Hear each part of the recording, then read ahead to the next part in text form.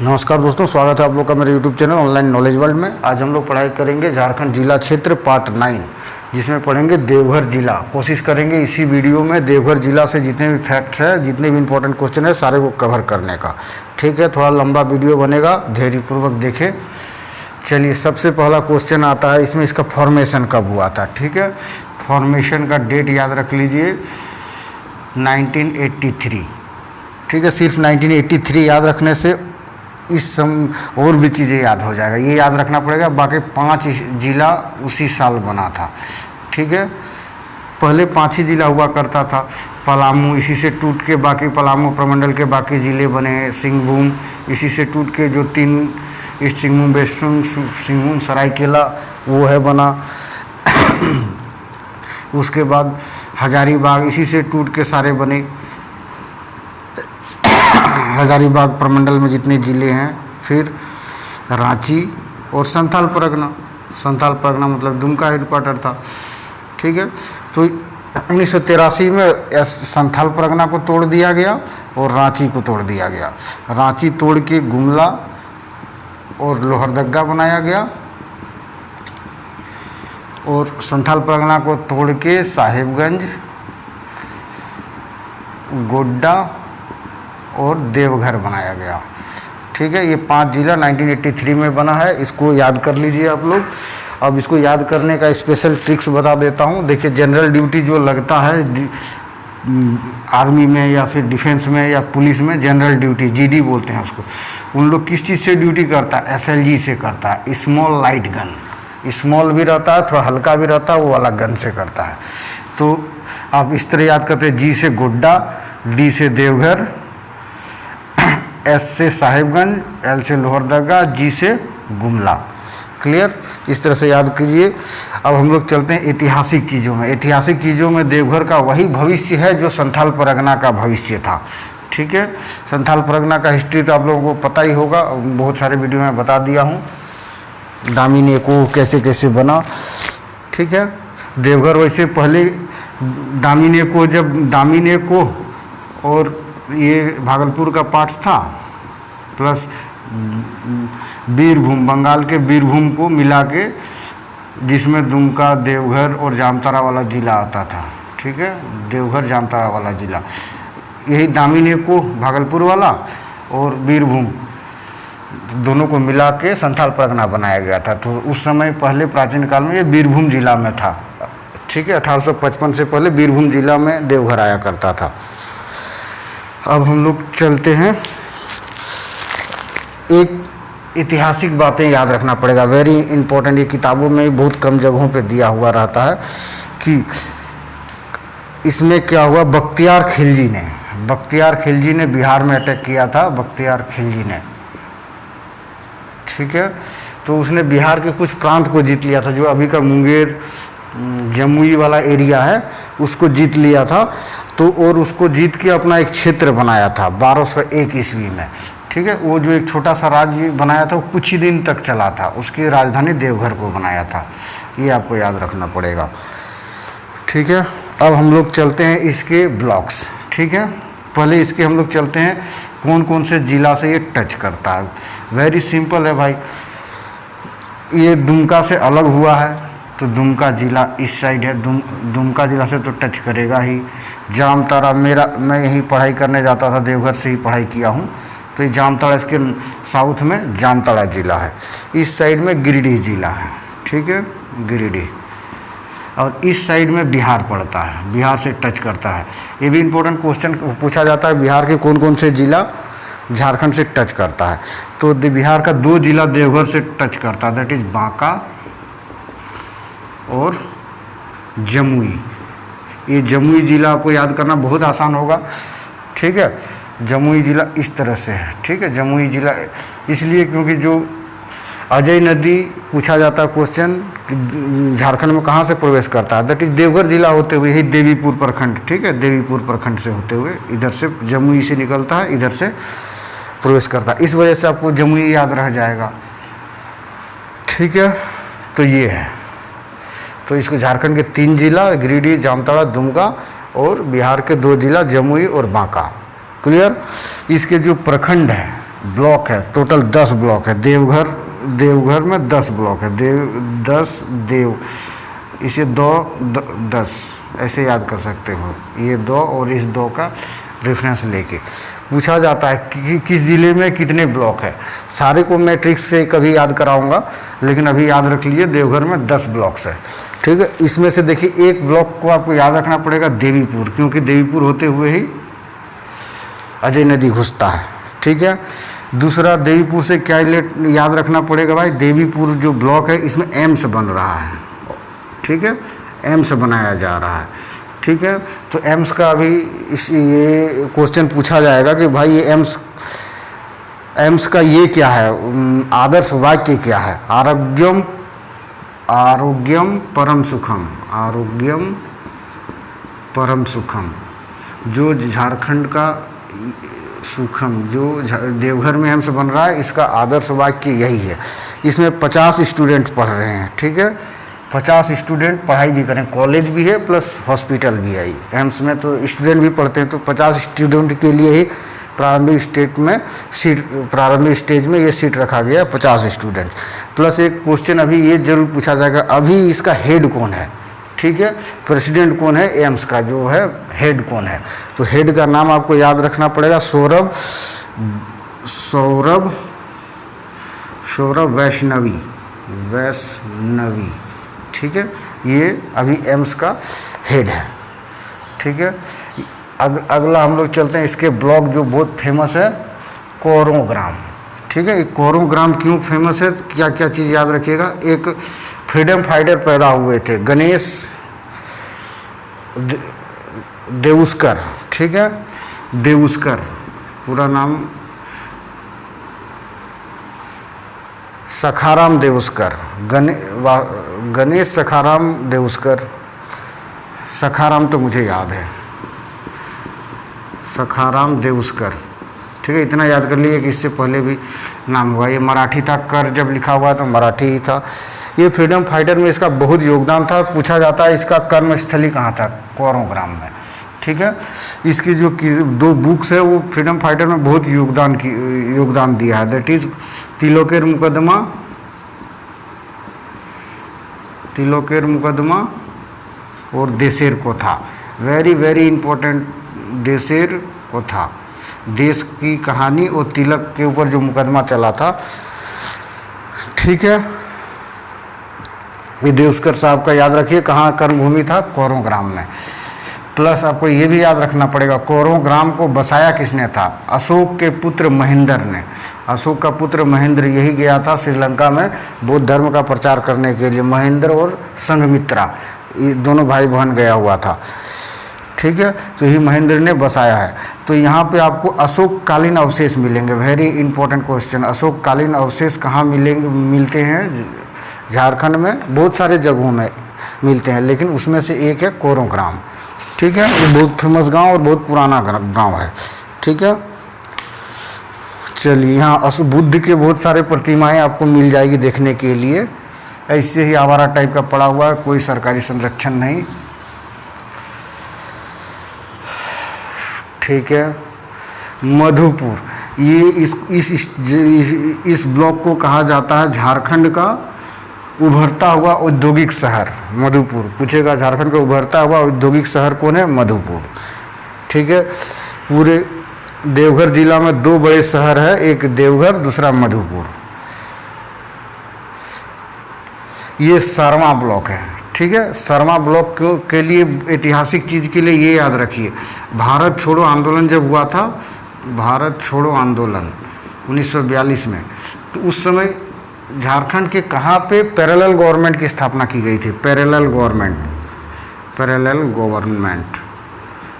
मतलब एक गवर्नमेंट की, सरकार के समानांतर एक गवर्नमेंट की, हम ही सब काम, हम ही गवर्नमेंट का काम हम ही लोग करेंगे, लोकल आदमी मिलके, ठीक है। सरकार का उसमें कोई हस्तक्षेप नहीं होगा। तो ये सरमा, इंग्लिश में सरमा का स्पेलिंग SARWAN है। आप लोग ये इसको सरवन पढ़िए, या हिंदी में ये सरमा लिखा जाता है, ठीक है,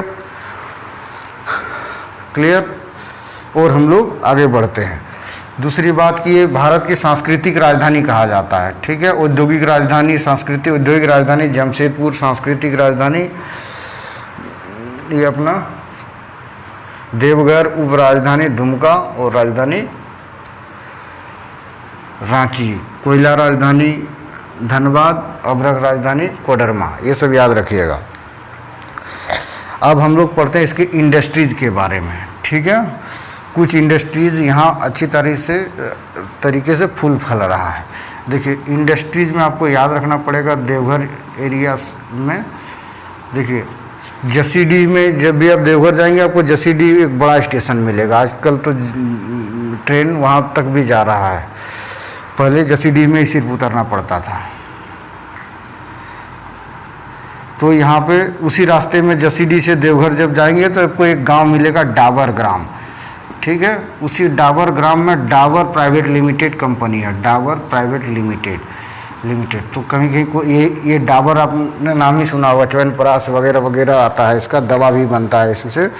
तो आपको ये इम्पोर्टेंट क्वेश्चन है कि ये डाबर का झारखंड में कहाँ पे इस्टेब्लिशमेंट है, दैट इज़ इन देवघर जिला, ठीक है।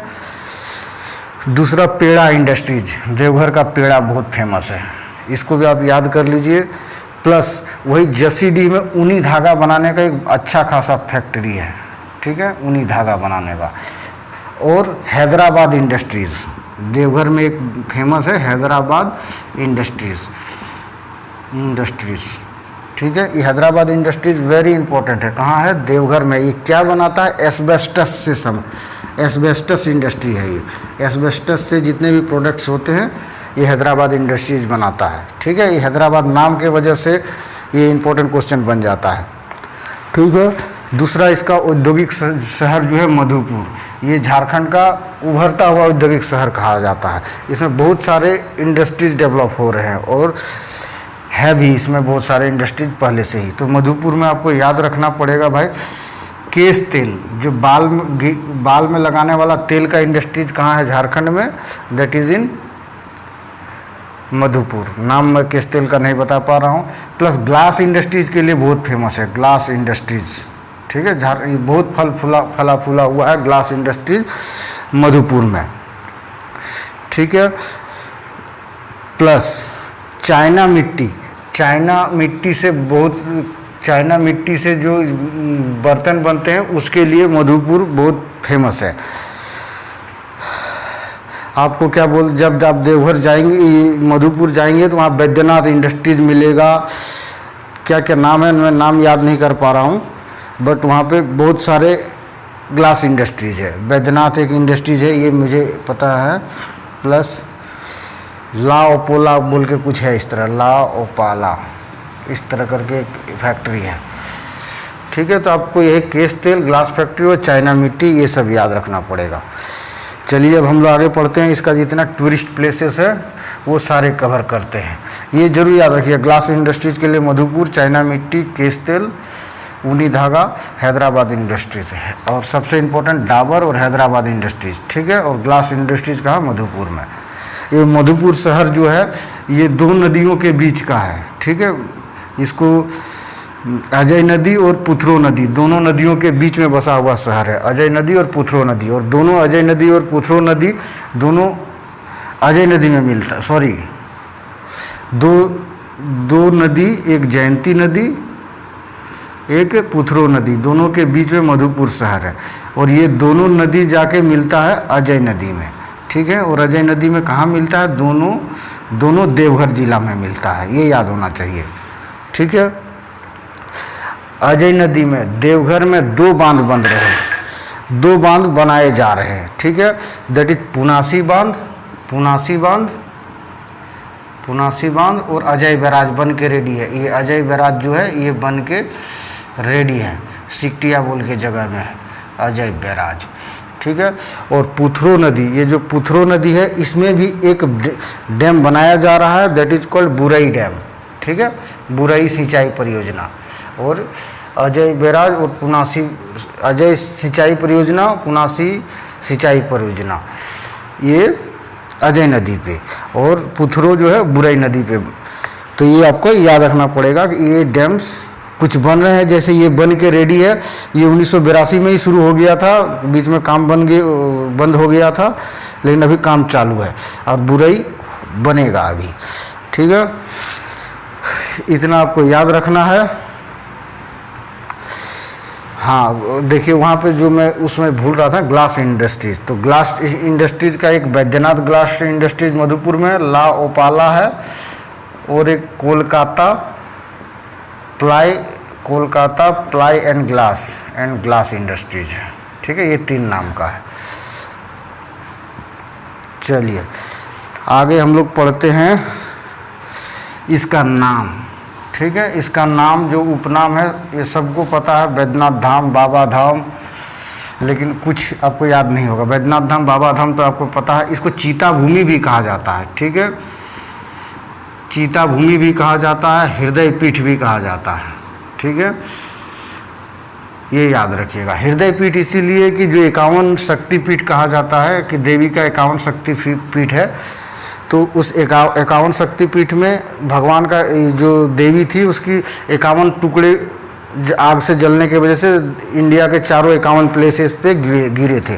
तो हृदय देवघर में गिरा है, इसलिए माना जाता है। और जब हृदय गिर गया तो उसका जो अंतिम संस्कार किया गया था यहीं पे किया गया था, इसीलिए इसको चीता भूमि कहा जाता है।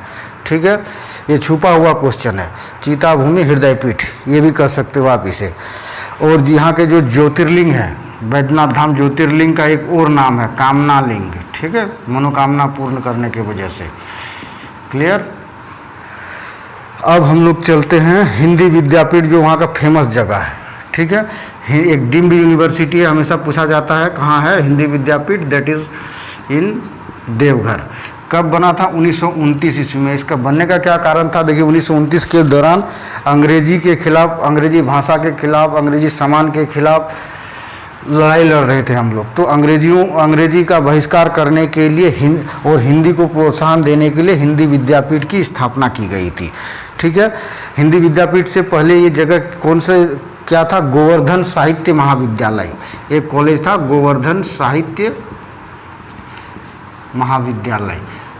इसी को ट्रांसफ़र करके, ठीक है, इसी का नाम चेंज करके हिंदी विद्यापीठ कर दिया गया 1929 से पहले ये गोवर्धन साहित्य महाविद्यालय था। ठीक है, और ये भारतीय स्वतंत्रता संग्राम में बहुत योगदान है हिंदी विद्यापीठ का, इसीलिए उस सेंस से ये इम्पोर्टेंट क्वेश्चन बन जाता है। और एक इम्पोर्टेंट क्वेश्चन बन जाता है कि कौन से महापुरुष इसके चांसलर रह चुके हैं। डॉक्टर राजेंद्र प्रसाद इसके कुलपति रह चुके हैं, राजेंद्र प्रसाद जो हमारा फर्स्ट प्रेसिडेंट ऑफ इंडिया थे। इतना आपको याद होना चाहिए। ठीक है, अब हम लोग पढ़ते हैं एयरपोर्ट। ठीक है, देवघर में इंटरनेशनल एयरपोर्ट बन रहा है, सबको पता है भाई। तो इस एयरपोर्ट का नाम क्या है? ठीक है, ये एयरपोर्ट अटल बिहारी के ज़माने से ही शुरू हुआ है बनना, वहीं से शुरुआत हुई है। तो इसका नाम अटल बिहारी वाजपेयी एयरपोर्ट होगा। अटल बिहारी वाजपेयी एयरपोर्ट ये बन रहा है। ठीक है, तो ये इम्पोर्टेंट क्वेश्चन है, ये आपको याद रखना पड़ेगा। अब देखिए, और ये मंदिरों का शहर है, ये तो पता ही है, इसको मंदिरों का शहर कहा जाता है। पंडित पुजारियों का शहर बासुकीनाथ को कहा जाता है, इसको मंदिरों का शहर कहा जाता है। एक कन्फ्यूजन होता है, बासुकीनाथ बैद्यनाथ कहाँ है? देवघर सबको ही मार देता है, उसी को देखा देखी एक आसपास में ही है, बासुकीनाथ जस्ट बगल में है, लेकिन लोग बासुकीनाथ को भी देवघर में मार देते हैं, जो गलत है। बासुकीनाथ दुमका जिला में है। ठीक है, ये कन्फ्यूजन दूर कर लीजिए। उसके बाद हम लोग चलते हैं यहाँ और टूरिस्ट प्लेस जो वेरी इंपॉर्टेंट है एग्जाम पॉइंट ऑफ व्यू से। सबसे पहले हम चलते हैं त्रिकुटाचल मंदिर। ठीक है, त्रिकुटाचल मंदिर है यहाँ। त्रिकुटाचल मंदिर कहाँ है? त्रिकूट पहाड़ में, त्रिकूट पहाड़। ठीक है, और त्रिकूट पहाड़ से कौन सा नदी निकलती है? दैट इज़ मयूराक्षी नदी। Very important question. ठीक है, इसी त्रिकूट पहाड़ से मयूराक्षी नदी, यही त्रिकुटाचल मंदिर है। त्रिकूट नाम क्यों है भाई इसका? देखिए 3 पहाड़ का सीरीज है, 1 2 3। इस पहाड़ का नाम है ब्रह्मा, विष्णु और महेश। ठीक है, 3 पहाड़ है, इसी तीनों पहाड़ को मिला के हम त्रिकूट पहाड़ कहा जाता है। ठीक है, ये बहुत ही सुंदर जगह है। यहाँ पे रोपवे, झारखंड में एक ही जगह पे रोपवे से आप सफ़र कर सकते हो। ठीक है, तो झारखंड में सबसे बड़ा रोपवे यही है,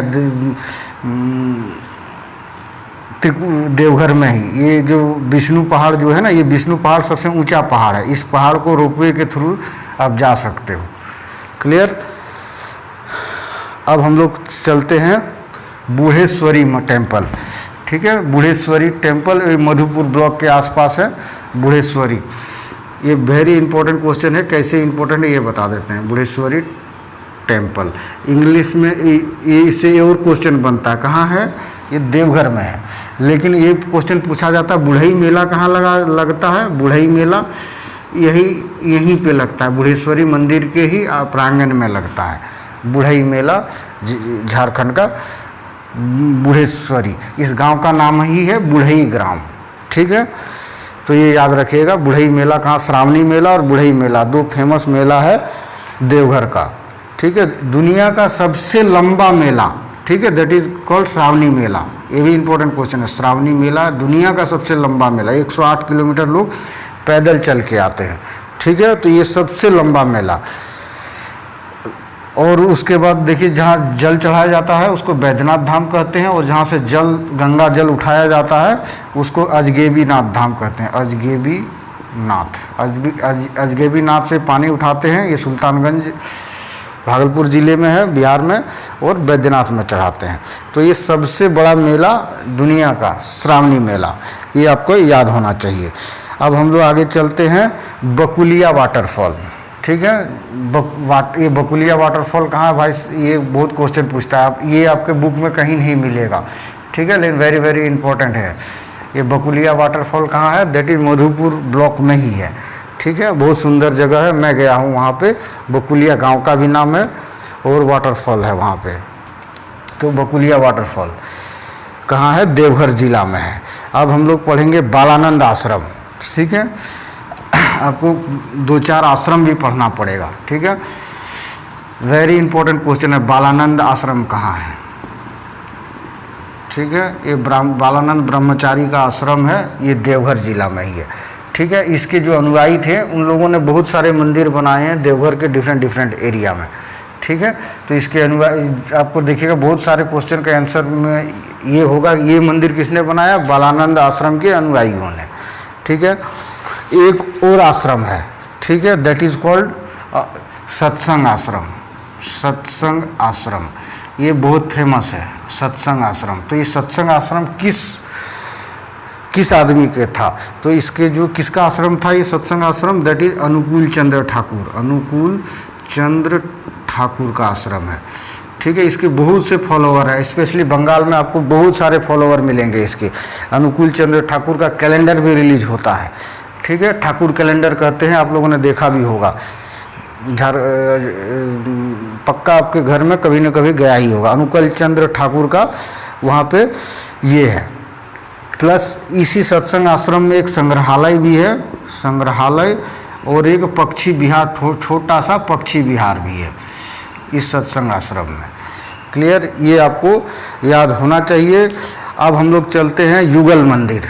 ठीक है, युगल मंदिर,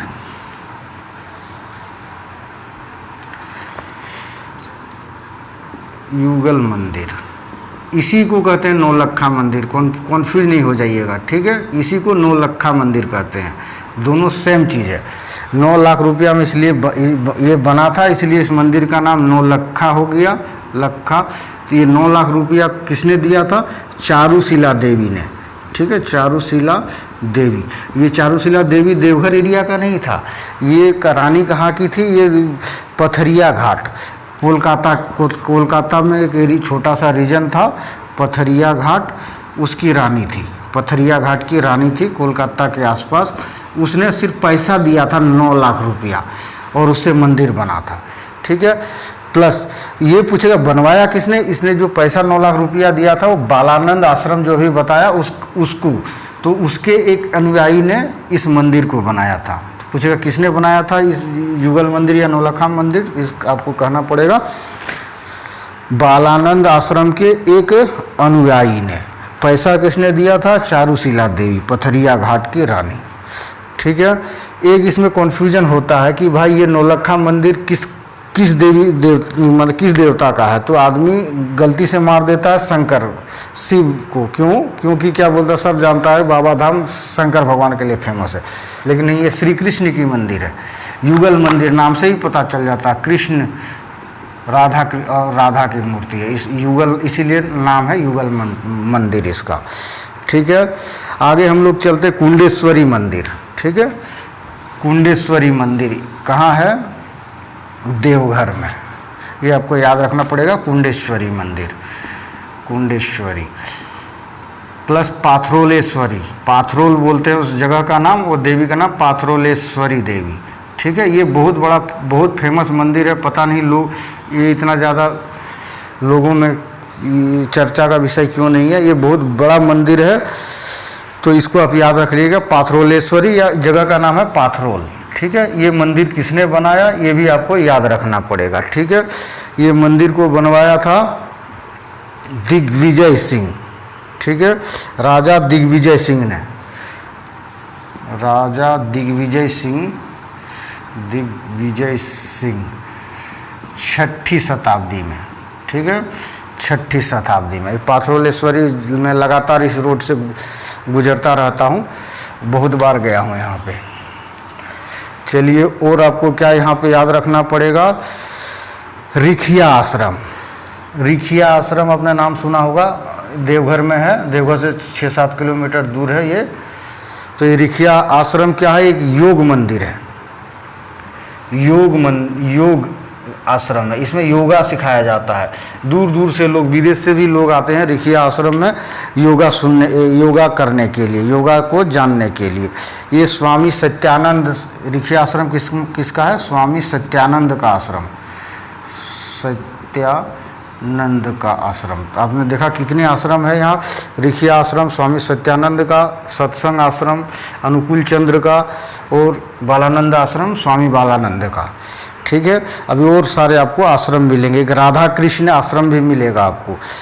चलिए, उसको मैं बाद में ये करता हूँ। राधा कृष्ण आश्रम बोलने से मैं एक भूल गया, जो नौलखा मंदिर है ना, नौलखा मंदिर अभी पढ़ाया, मंदिर पूछेगा ये मंदिर किस मंदिर का नकल है, मतलब कॉपी है। ठीक है, राधा कृष्ण मंदिर, ये रामा कृष्ण मंदिर। ठीक है, रामा कृष्ण मंदिर कोलकाता, कोलकाता। वो चारुशिला देवी कहाँ की थी? कोलकाता की थी। तो अपने एरिया के जो फेमस मंदिर रामाकृष्ण मंदिर, उसी के तर्ज पे बनाया गया है।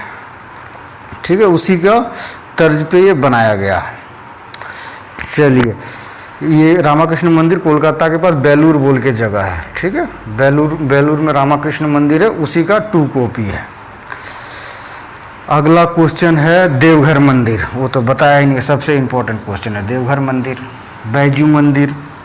ठीक है, देवघर मंदिर, ये देवघर मंदिर को किसने बनाया था? पूरनमल ने बनाया था। मंदिर बहुत पहले से ही था, बस 4 दीवारी और थोड़ा सा जितना टूट फूट गया था, जीर्ण अवस्था को सही किया था। मंदिर बहुत दिनों से चला आ रहा है।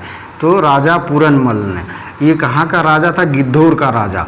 आप थोड़ा सा गिरिडीह से आगे चले जाओ झाझा की तरफ, पटना की तरफ, तो आपको रास्ता में एक छोटा सा स्टेशन मिलेगा गिद्धौर।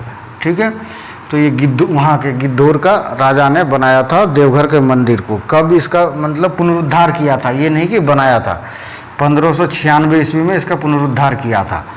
ठीक है, ये आपको याद रखना पड़ेगा। और यहीं मंदिर के पास आपको बैजू मंदिर मिलेगा। ठीक है, बैजू मंदिर, ये बैजू मंदिर कौन है? बैद्यनाथ धाम। बैद्यनाथ धाम किसके नाम पे ये नाम पड़ा? ये बैद्यनाथ, ये बैजूनाथ के, इसका नाम बैजूनाथ था, उसी से बैद्यनाथ। एक और इम्पोर्टेंट क्वेश्चन समझिए, बैद्यनाथ धाम का पुराना नाम क्या था? तो पुराना नाम बैजनाथ मठ था। ठीक है, बैजनाथ मठ, यही बैजू के नाम पे, अभी इसका नाम बैद्यनाथ हो गया है। ठीक है, बैजनाथ मठ कहाँ किसे कहा जाता है? देवघर को ही। तो ये बैजू मंदिर इसी के नाम पे, बैजू जो आदिवासी था, चरवाहा था, जिसके वजह से मंदिर का निर्माण हुआ, तो उस आदिवासी के नाम से बैजू मंदिर, उस आदिवासी का वहाँ पे पूजा होता है। तो बैजू मंदिर कहाँ है? दैट इज इन देवघर में। क्लियर। अब हम लोग चलते हैं, एक बहुत सुंदर जगह है नंदन पहाड़। देवघर में आप जाएंगे तो आपको घूमने के लिए नंदन पहाड़ मिलेगा। एक पहाड़ी के ऊपर बहुत सा अच्छा सा पार्क है, बच्चों का खेलने का है। तो ये नंदन पहाड़ नाम क्यों दिया गया इसको, देखिए नंदी का मंदिर होने की वजह से, ठीक है। नंदन पहाड़ में किसका मंदिर है, नंदी का मंदिर। नंदी कौन था, जो शंकर भगवान का वाहन था, ठीक है, उसी के नाम पे नंदन पहाड़ पड़ा है। तो नंदी का मंदिर कहाँ है, दैट इज़ इन देवघर। पगला बाबा आश्रम पूछेगा कहाँ है, पगला बाबा आश्रम, तो ये भी है कहाँ पे, ये भी देवघर में है। ये भी आपको याद रखना पड़ेगा, ठीक है। तो देवघर के लगभग जितने भी टूरिस्ट प्लेस है वो सब सारे मैंने बता दिया। अब हम लोग चलते हैं कुछ स्पेशल चीज़ और चीज़ पढ़ते हैं ताकि सारा का सारा कवर हो जाए। एक ये तो जानते हो कि तालाब से सबसे ज़्यादा शिवगंगा तालाब, शिवगंगा तालाब भी आपको याद रखना पड़ेगा कहाँ है, दैट इज देवघर में। देवघर में जो जल मतलब देवघर में पूजा करने जब भी कोई आदमी जाता है तो शिवगंगा तालाब में नहा के जाता है। इसी से मैं बोला हूँ कि ये तालाब तो सबको याद है, शिवगंगा तालाब। तो इसी तालाब से आप याद कर लिए, तालाब से सिंचाई सबसे ज़्यादा किस जिला में होती है, दैट इज इन देवघर। वो उसका सोर्स है तालाब, ये आपको याद रखना पड़ेगा। अब हम लोग चलते हैं आज़ादी के लड़ाई के दौरान, ठीक है। आज़ादी के लड़ाई के दौरान आपको याद, ये तो सबको पता ही होगा, रोहिणी गांव से 1857 ईस्वी का विद्रोह सबसे पहले शुरू हुआ था। 12 जून 1857 ईस्वी में रोहिणी गांव में पहला झारखंड में सिपाही विद्रोह हुआ था, ठीक है। 32वीं रेजिमेंट का हेडक्वार्टर था यहाँ पे। 32वीं रेजिमेंट का हेडक्वार्टर कहाँ था, रोहिणी गांव में, ठीक है। तो यहीं की जो 5वीं पैदल सेना थी उन्होंने विद्रोह कर दिया और 3 आदमी को गोली मार दिया, मैकडोनल्ड, लेस्ली और ग्रांट। ग्रांट डॉक्टर था, मैकडोनल्ड हेड था, लेस्ली चमचा था, ठीक है। तो इसमें से लेस्ली मारा गया, बाकी ग्रांट और मैकडोनल्ड घायल था लेकिन ठीक हो गया उन लोग। तो ये सब चीज़ याद रखना पड़ेगा। रोहिणी गांव सिर्फ इसी के लिए नहीं फेमस है, रोहिणी गांव इसलिए फेमस है कि इसी गांव में, ये आपने सुना होगा, 2 विद्वान ये था, 2 फाइटर जो हुआ करते थे, अरविंदो घोष और वरिंद्र घोष, अरविंदो घोष और वरिंद्र घोष, ठीक है। वो उसका जो छोटा भाई था वरिंद्र घोष, ठीक है, उसका कर्म यहीं पे रोहिणी गांव में ही रहता था। क्या होता था, जब क्या बोलता है, जो होते हैं माने एक्सट्रीमिस्ट आंदोलन जो शुरू हुआ, एक्सट्रीमिस्ट मतलब जो मारपीट करके इंग्रेज को भगाने वाला सिद्धांत को फॉलो करते हैं, उसको एक्सट्रीमिस्ट कहा जाता है। गलत नाम एक उग्रवाद भी इतिहास में दे दिया गया, दे वाज नॉट उग्रवादी, ठीक है। गरम दल बोल सकते हैं। तो गरम दल का जो नेता का मेन एरिया हुआ करता था बंगाल, जो अभी का बंगाल है, कोलकाता, ढाका, ये सब एरिया हुआ करता था। तो लोग छुपने के लिए देवघर का यूज करते थे। आप देवघर में अभी भी जाएंगे ना, देवघर, कोरोग्राम, मधुपुर, ये सब एरिया में आज भी देखेंगे बड़े बड़े बिल्डिंग देखेंगे, लेकिन उसका मालिक का पता नहीं है। तो वो सब मालिक छोड़ के चले गए हैं। ये क्योंकि ये बंगाल के ही लोग थे, पैसे वाले लोग, जो उधर आंदोलन करते थे छुपने के लिए और प्लान बनाने के लिए इस एरिया को यूज करते थे। हमारे भी जामताड़ा में 4-5 बड़े घर मैंने देखा है जिसका मालिक का किसी को पता नहीं है। तो वो वही रहा होगा उसी ज़माने में, वही एक्सट्रीमिस्ट सब रहा होगा। तो वरिंद्र घोष का माँ यहीं आके रहता था, ठीक है। उसका नाना भी साथ में रहता था, राजनारायण बोस था, ये घोष है। और वो इसका नाना, इन लोगों वरिंद्र और अरविंदों का नाना जो था राजनारायण बोस, ठीक है। ये रोहिणी गांव में रहते थे और वरिंद्रों की माँ, ठीक है। मतलब राजनारायण बोस ने इधर कोठी बना के रखा था। तो वरिंद्र घोष की पढ़ाई कहाँ से हुई है, देवघर से ही हुई है, ठीक है। और ये गरम दल के बड़े नेता थे, बम फोड़ने में मदद करता था बहुत। अभी बम फूटेगा थोड़ा देर में मैं बताऊंगा। तो वरिंद्र घोष की यहाँ पे कर्मभूमि है देवघर। प्लस भूपेंद्र नाथ दत्त भी यहाँ पे आया करते थे, भूपेंद्र नाथ दत्त। आपने ये जानते होंगे कि ये भूपेंद्र नाथ दत्त नरेंद्र दत्त का छोटा भाई, नरेंद्र दत्त बोले तो स्वामी विवेकानंद का छोटा भाई, और वरिंद्र घोष है अरविंदो घोष का छोटा भाई। तो अरविंदो घोष, और इसको याद कीजिए स्वामी विवेकानंद को कितने शालीन लोग आपको पता चलेगा, शालीनता झलकेगा। लेकिन वरिंद्र घोष और उसका भूपेंद्र नाथ दत्त दोनों छोटा भाई जो है, इन लोगों ने ही बंगाल में मारो पीटो वाला सिचुएशन शुरू किया था। भवानी मंदिर नाम का पेपर निकाला था, प्लस बहुत पेपर के थ्रू अंग्रेजों के खिलाफ जहर उगलता था। ठीक है, तो ये वरिंद्र घोष और भूपेंद्र नाथ दत्त का ये कर्मभूमि था। इंपॉर्टेंट क्वेश्चन, किस क्रांतिकारी एक्सट्रीमिस्ट क्रांतिकारियों का कर्मभूमि था? देवघर। ये भूपेंद्र नाथ दत्त किसका चेला था? अभी हम लोगों ने पढ़े गणेश, वो सखाराम देउस्कर पढ़े ना, सखाराम देउस्कर, गणेश सखाराम देउस्कर शायद नाम है उसका, गणेश सखाराम ही होगा, मैं लिख दिया लेकिन ये चेक कर लीजिएगा आप। सखाराम देउस्कर का चेला था भूपेंद्र सिंह, ठीक है, वो सॉरी भूपेंद्र नाथ दत्त। चलिए, अब ये रोहिणी गांव का बहुत योगदान है। एक तो वरिंद्र घोष का, राजनारायण बोस, वरिंद्र घोष, अरविंदो घोष, इन लोगों का कोठी था यहाँ पे, यहीं रहता था। प्लस आपको एक चीज़ और याद रखेंगे, जो 1908 ईस्वी में अलीपुर बॉम्ब कांड हुआ था, अलीपुर षड्यंत्र केस, उसका जो सुराग मिला था, उसका जो सुराग और गवाह मिला था, वो भी रोहिणी गांव का था। एक कुएं के भीतर कुछ सबूत मिले थे और उसी के आधार पे सजा दिया गया था वरिंद्र घोष के बड़े भाई अरविंदो घोष को। ठीक है, जेल भी गए थे उससे। चलिए आगे बढ़ते हैं हम लोग।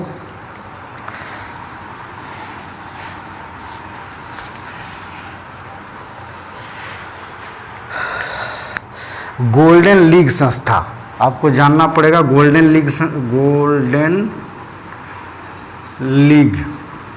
संस्था, ठीक है, इसको स्वर्ण संघ भी हिंदी में बोलते हैं। ये कहाँ बनाया गया था? ये फाइटर समुदाय था, लड़ाई उग्रवादी टाइप का था, एक्सट्रीमिस्ट था, जो मारो पीटो अंग्रेजों को, वो वाला संघ था स्वर्ण संघ। ये देवघर में बना था और देवघर और वरिंद्र घोष इसी से जुड़े हुए थे। गोल्डन लीग संस्था से वरिंद्र घोष जुड़े हुए थे। वेरी इंपॉर्टेंट क्वेश्चन ये, ठीक है। अब आपको पता चले, एक सिलेर बाड़ी याद रखना पड़ेगा। सिलेर बाड़ी, ये घर, ये सिलेर में पत्थर, सील मतलब पत्थर, बाड़ी मतलब घर होता है बांग्ला में। तो सिलेर बाड़ी कहाँ है ये पूछेगा, देवघर में। ये छुपने का जगह हुआ करता था, ठीक है। ये इसमें आके जो उधर बॉम्ब फोड़ते थे क्रांतिकारी, वो इधर आके सिलेर बाड़ी में छुपने का काम करता था, अपना अड्डा बना के रखा था। यहीं पे पम्फलेट छापते थे, यहीं पे प्लान बनाते थे, ये सब चीज़ करते थे और प्लान इधर बनता था और इसका प्रभाव जो अभी का बंगाल है उस एरिया में पड़ता था। तो सिलेर बाड़ी कहाँ है? देवघर में है। इसको आपको याद रखना पड़ेगा, ठीक है। अब हम लोग पढ़ते हैं देवघर षड्यंत्र केस, ठीक है। मैं पूरी अच्छी तरह से बता दिया हूँ देवघर षड्यंत्र केस क्या है। यहाँ शॉर्टकट में बता देता हूँ। 20 अगस्त 1927 ईस्वी में देवघर षड्यंत्र केस हुआ था।